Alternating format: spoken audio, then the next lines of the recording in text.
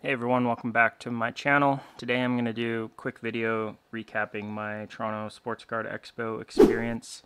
So I've actually not been to very many card shows. I went to a local Langley card show like I think twice before, but I never went to the Expo or the National or any like the big card shows. And the reason for that is that I'm kind of focused on what I'm collecting. So the cards I want, it's actually very unlikely that I'll see them there unless it's like a bigger card. Say like if you wanted a Cup RPA, you'll probably find it there, but it's like really expensive. But if it's like an obscure parallel that you're looking for or something, it could be there, but you'd have to do a lot of traveling, pay for flights, hotels, and go dig through boxes and stuff. It would be fun like to do that, but it just doesn't make sense financially for me. And I'm not going to go there with like my whole collection in a box and just start like trying to make moves and be like, oh, I'll trade for some Sidney Crosby rookie auto or something. Like I know what I want to collect, and I stick to that. So the whole card show thing is actually not that much for me. Yeah, I don't understand the appeal as much. Like if it's local, I'll go to them because I can just walk in, look around for cards, and no downside really. But for like traveling, it's just not going to happen. But with the Toronto Expo this year, what made the difference was I read a post on Instagram that for the first time they were going to have PSA there doing on-site grading. So as soon as I saw that post, I was like, yeah, I'm going to this expo because I've had a particular card, which I'll pretty much reveal here right away. I'm not going to ramble too much in this video. But yeah, I have my best card, which is this Connor McDavid Seismic Gold Auto. I've had this in a BGS 9.5 ever since I bought it. It was a True Gem Plus with I think 10 edges and everything else 9.5. So I've looked at this card hundreds of times, and I knew this card was like perfect. Like I knew this card would always be worthy of a PSA 10 and even likely to cross to a PSA 10 without having to crack it out or anything. Now I never wanted to send this for crossover because I just refused to put this card into the mail. I just wasn't really willing to let it get lost or stolen, even though I'm sure it's very low odds and I've never had a card get lost or stolen in the mail before. So I could have done it. I'm sure it would have worked, but I just wasn't really willing to risk that. So I was always waiting to take this. I think I was going to go to the National next year was my plan, but as soon as I saw the Expo announcement, I was like, oh, perfect. I can just stay in Canada. So yeah, this was the card. You can see it is in a PSA holder, and we did indeed get the grade I was looking for, which was the PSA 10 with the Auto 10. So pretty amazing. This was exactly what I was hoping for. It was the objective of my trip. But there was a few like decisions I had to make with this as to like how I wanted to do things. So first off, with getting it into PSA, there was a lot of options there. I had this, like I said, in a BGS 9.5. So I could have cracked it. Cracking it, I think, would have been like a decent option because I just think it was a 10. Like I'd looked at the card over so many times on high resolution scans, and I never saw flaw once. Like the hundreds of times I looked at this card, looked at it in person, obviously, and I just kind of knew in my heart this card was a Gem 10. So I could have cracked it. By cracking it, they'd have no bias of looking at the BGS flip or anything. They would just see the card and grade it, and it would be guaranteed to get graded.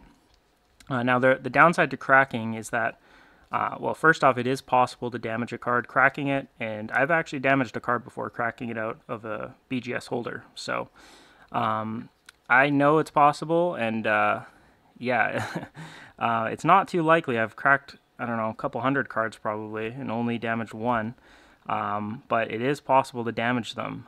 So I just didn't really want to take that risk. Probably more likely I would damage a card cracking it than it would get lost or stolen in the mail, to be honest.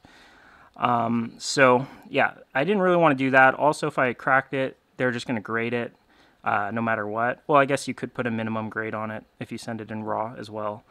But yeah, they're just going to grade it. So if it got like a 9, I wouldn't really know why it got the 9. I mean, I guess I would have saw the card raw, so I guess that's not true. But yeah, it would be in their system. It would be photographed. They'd have it as a PSA 9. It would be hard to like try it again, basically.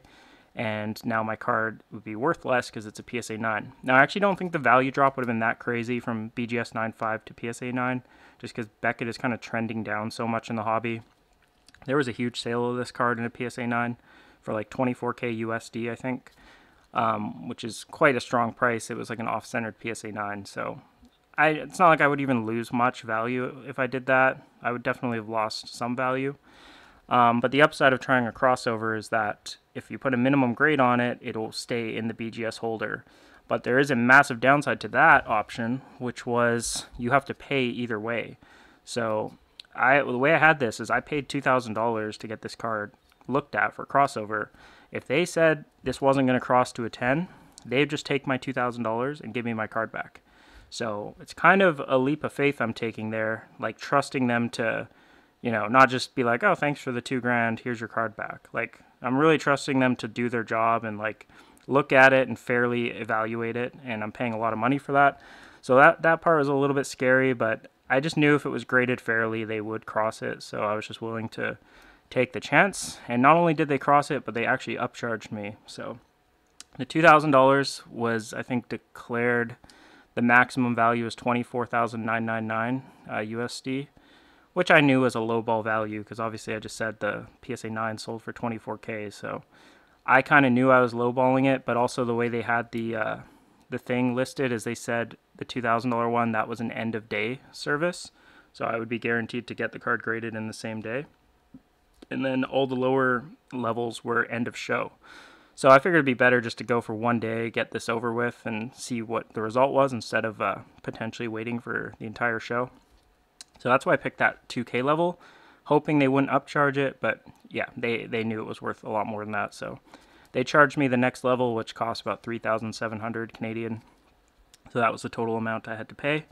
Now, value-wise, it made a ton of sense. I mean, I probably literally doubled the card's value by grading it like this, because it's only a Pop 2, and a PSA 10 auto is just worth way more than 9.5 10 auto, even though it's technically the same grade, Gem Mint with Gem Mint Auto 10, but the market is trending so far away from BGS, so I definitely made a lot of money, quote-unquote, on paper, but the hard part is I didn't do this to sell this card, so I just have to eat $3,700 now, and just, that's just money I don't have anymore. And yeah, my collection's worth more, but if I'm not planning to sell this card for like a long time, it does kind of hurt. So that's kind of what sucks about the upcharge system that they have. But I completely understand why they did that, because I could just, if they just basically want their piece of the profit, because for a lot of people, they would cross this, send this to auction, and make an extra 20, 30K or something ridiculous.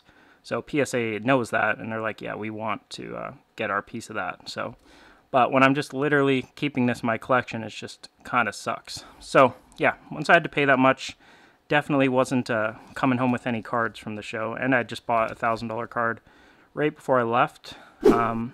So yeah, it was a pretty expensive show, but more than worth it. Definitely a huge success.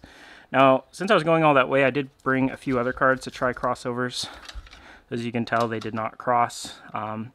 These ones I did the end of show service for $100, or sorry, I guess it was 100 US, so like 140 Canadian. I figured it would be worth a shot. It was like an extra. The way I figured it is I assumed I'd be paying $2,000 for this if it didn't cross. So if this didn't cross, I'd be down $2,000, and it's like, why not try one of these just to have some insurance? If I'm down 2,300 versus down 2,000, no real difference. I would be kind of bummed either way, but at least if one of these crossed, it would have been like saving kind of. So yeah, this is my Tiger Woods 2002 gold parallel. I wish 2001 had a gold. This one does have 9 corners from Beckett. Sometimes I've seen perfect corners that are 9 from Beckett, but this one was definitely had a flaw on that top left. So I knew this one was like probably 0 chance, because I put this on minimum grade 10. So with min grade 10, I don't know, I was probably just lighting $100 on fire on that one, but you never know. I mean, I feel like if you sent that in raw with a flaw like that, you could definitely get a 10, but I think if they see that in the holder and they see the 9 subgrade, just no chance. But the mistake I think I made here is I should have put minimum grade 9, because this card is PC and I don't care about Beckett. So, and also I saw a PSA 9 sold for 800 US. I paid 900 US for this. So literally wouldn't even lose much value at all, and I would just prefer the card in PSA with the rest of my PC. Now this one, I wasn't really willing to take as much of a hit on this card, just because I used to have a PSA 9 of this, and it sold for like so cheap in an auction. I think like 2,600 Canadian dollars or something, if I recall. And I paid like $7,000 to get this card when I got it. I did pay like, it was like 2021 probably. So it was like near the top of like the all-time sports market. I don't think hockey, like McDavid and hockey, hadn't been peaking yet. So I don't think I've really lost too much on this. Like it might be worth 55 to 6,000 right now or something. But I knew from selling that PSA 9 that I would lose a lot of value if it goes to a 9. I think like PSA and Beckett, if you have the same grade, it's not the hugest difference. But yeah, going from gem mint to mint. And a lot of hockey collectors do still like Beckett. A lot of McDavid's rookie stuff was graded with Beckett. Yeah, but you see like certain cards like the Future Watch 9.5s, those do sell a decent amount more than like PSA 9s, so there is still some value in having the 9.5. This one, I mean, I think this one did deserve a 10, but I just think with a 9 subgrade, it's very unlikely they really even take a real look at it. But again, I just paid $140. I thought that one was worth it to try. Now this one, I could have put min grade 9. I actually wouldn't do that for this card because I think they would just automatically give it the 9, basically. So if I was willing to accept the 9, it'd be better just to snap this out and submit it raw and actually have a good chance at a 10 that way without them being biased by seeing it. So I might do that, or I might sell this in this grade. I think those are my only real options, like snap it or sell it in the 9.5. Just not, I don't really want any BGS in my collection, and now that this was my biggest card for the longest time, so having that as BGS did bug me. So now that I have this one the way I want it, these are not a big deal. Like this, I could just get into a 9, PSA 9, that's fine. And this one, if I have to sell it, I'll just sell it. So yeah, that was my Expo. I bought 0 cards, sold 0 cards. I did walk around and look at what stuff people had. Might as well put a cool card in the back while I'm rambling about stuff.